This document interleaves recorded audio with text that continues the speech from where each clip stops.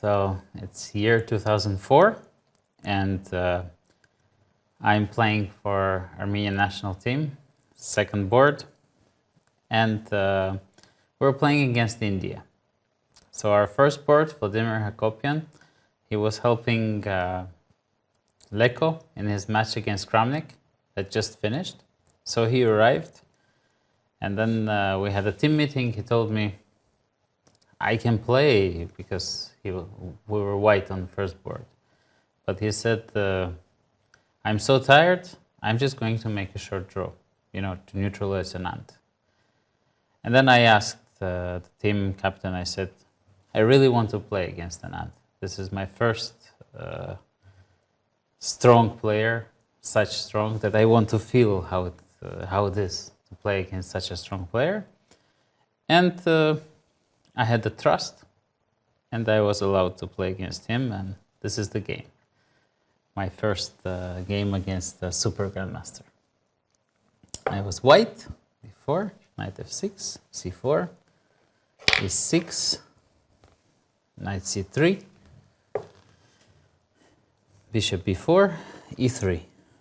No more fianchetto, just main line. Almost the main line. Castle, knight g2.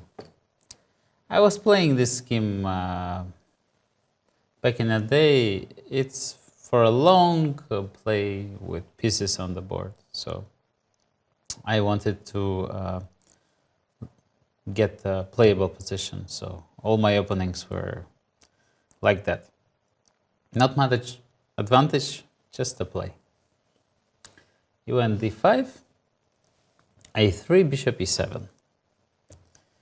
Bishop d6 is another alternative, black closest to position, but at that moment bishop e7 was considered to be the best. C take d, and knight d5. Black tries to play for equality, because ed leads to more complicated play. This is what I used to play before, knight g3, and slowly develop, try to keeping this grip, and then play for f3, e4. In the game, bishop played knight d5, bishop d2, and he took.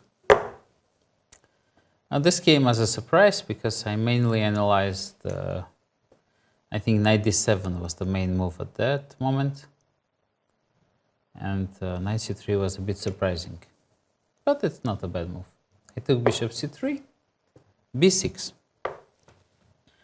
So now I need to develop my pieces. How do you think white should develop in this position? Okay, the main choice is where to put this knight, if on g3 on f4. Yeah. And also we need to... okay, also we can... Okay, no, not really fianchetto because this bishop is ready. My favorite fianchetto is not available. No. I think the knight on f4 is protecting g2, so it seems that white can be faster with the development. Well, the problem with knight f4 is that I wasn't so sure what happens when he just challenges the knight. Because, I don't know, it all depends if I'm in time for some blitzkrieg with queen c2, trying to quickly attack, or with queen g4. But I'm not so sure queen g4, knight d7, knight f6 is anything for me, because maybe it develops him. So, yeah, of course, this is kind of critical if this is any good for me. Yeah, knight f4 would have been, of course, also interesting. But maybe he just also can play like this. Bring the knight to f6 and then c5 or knight d5. Well, I chose to play knight g3, which is a normal way as well. He went bishop b7, bishop d3. Of course, taking on g2 is way too risky. I have...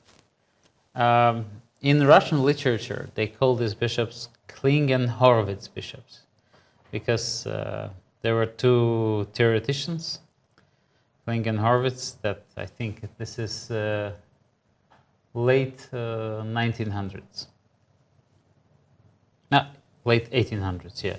1856, they had this work and many combinations where you could sacrifice both bishops. So to take on g2 against this Kling and Horvis bishops, not a good idea because d5 might come, Yeah. you know. Just looks too risky somehow. Yeah. Well, Anand didn't do it. He played knight d7, queen c2, and now black has to make a choice because the pawn is hanging. Playing f5, I think, doesn't look healthy. Maybe even with d4, I can expose it. So he has to make a choice, either h6 or g6. And he made a mistake here. What do you think would have been the right choice? I think I would play g6. Mm-hmm. Wouldn't you be afraid of this type of things? Yeah. I have to see if I can close. I mean, h5 now is probably too dangerous. But cannot I reply maybe with g5, like h6 and then g5? But I still can take on Ah, you g6. can still take, yeah. Well, you're absolutely right. g6 would have been the right way. And after h4, you have to take. Oh, you have to take. And then maybe you can take on g3 and play queen g5 once I you can. make a long castle. But you have to commit because without g6,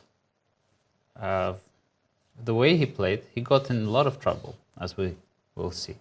And after g6, had I tried to play something like this, positionally, you know, to have knight f6 should slowly neutralize my little pressure, you know.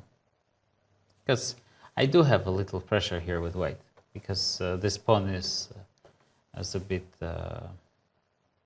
weak. But I think shouldn't have been a problem. So Vishy played h6.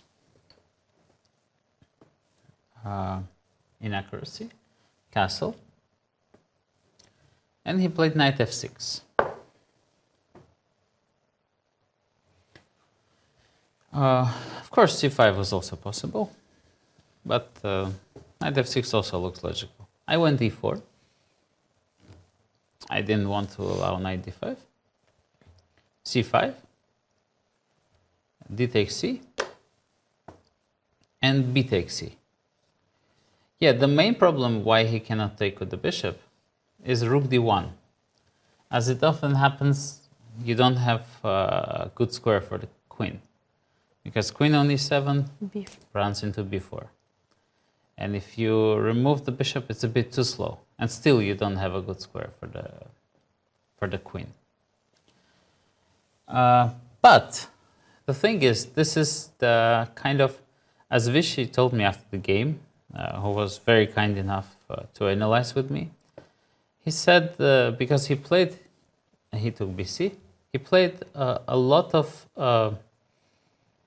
Nimzo Indians against a3 line. And it's very typical when the knight is on f3 to play this position with black. Because it is a slight weakness, but black manages to kind of neutralize it. And then this position is type of typical. I also played it with black, with bc.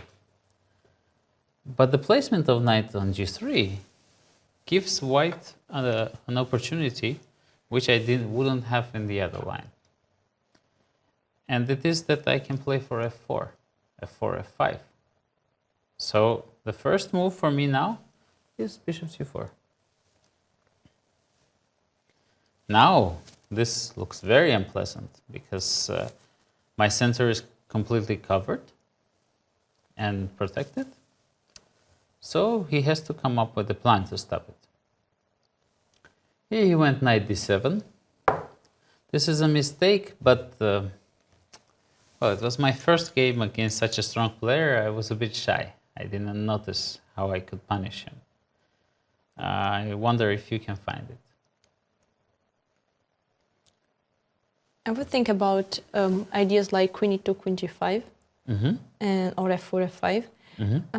So the idea of knight Well, here I is... played f4. Oh, you played f4. But it's not the best. He tries to play bishop f6. And now I have a tactical idea that gives me a clear advantage. So let's say knight, Knight h5, g6. g6. Now maybe queen d2 to take on h6. Rook d1 first. Rook d1, because queen d2, not so sure it works so well, because I think maybe he can play bishop g5. And F4. after f4, maybe just go back f5 once again. Because he is threatening to play knight b6. Exchange the queens. But yes, rook d1, I had this option. Gh, and even queen d3. And I would regain the piece with difficult position for him. What I did is also very logical. I played f4. But here, what Anand did was very educational for me. It's clear that black's position is difficult because I have a clear play. And he found a way to neutralize my pressure, even by giving a pawn, but still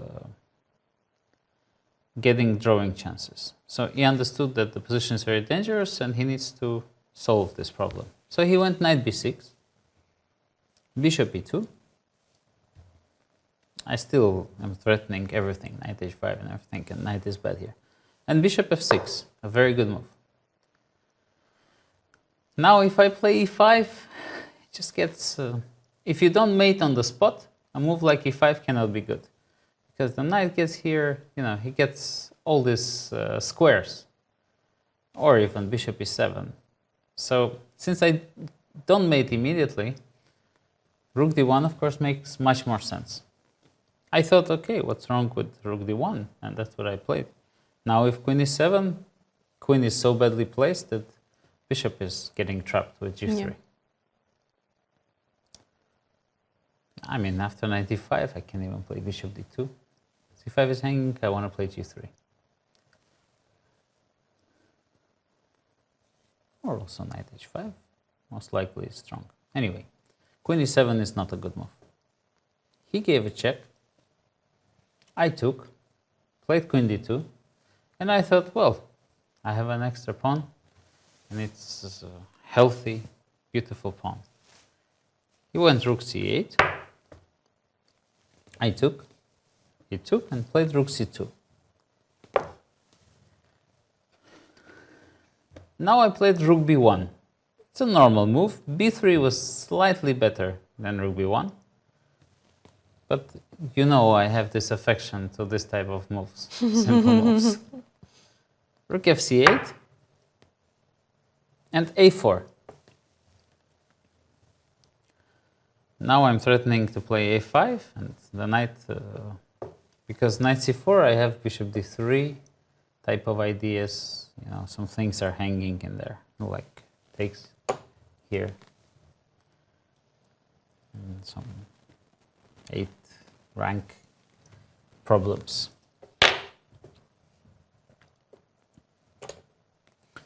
He went a5. I went bishop f1 because b3 of course is what I want to do, but I wasn't sure about g5. I thought he gets some activity. This is all very logical. Bishop f1 as well. He went knight c4, and I thought, okay, what is happening? Now knight b6, I will take. And, well, I don't know. Maybe I will mate him, or mate, even yeah. bishop e4, then bring the knight here. So it did look very dangerous. But Vishy had this interesting idea. Knight is here. Rook is here. Yes. He went bishop a6. Now if I take bishop c4, rook b4. Ooh. He regains the piece back. And he wants to play something like e5. Takes knight e5. And then I cannot take and take because d3 bishop is hanging. So I cannot play a slow move, you know, slowly bring the knight. So I took. He took. I took. And he played rook d8. It's clear that white doesn't have any risk. It's clear that I'm better here because I have 2 pieces for a rook. But it's not easy to win it because he always gets the counterplay. I went bishop f1 because I felt to play very solidly. Bishop e2 was slightly better, but it's not easy to win this position at all because he always has this type of counterplay, this type of moves. So I went bishop f1, he went rook b4, I went f5, he went rook d1. Rook c8, because taking is too risky, and yeah, I didn't really find how to move. King h7. And yeah, here I played a bit passively. I think the best was to take and then to bring the king to give this and then try to attack the e6. My analysis was that I would have good winning chances. But instead I played rook c7, takes, and yeah, I forgot that rook f4 is there, a very good move. And yeah, the game finished in a draw because yeah, I cannot take knight h5 because the pawn is running. So I had to go here, a4, f6, and here I offered a draw because, well, it's and also it's the wrong square for the bishop. So I will have to exchange the rooks, and it will be an easy draw. So what I've learned from this game was that first of all, even the great players make mistakes like h6 instead of g6. And second of all, they're very difficult to beat because they this taught me a lot. When you have positional trouble, try to exchange some pieces and activate your pieces at any cost, because it's the practical way, you know, to solve your problems. Because if he would allow me to play f5, maybe he won't be able to survive. And I understood that the great players like Anand, they always feel the danger even before it arrives.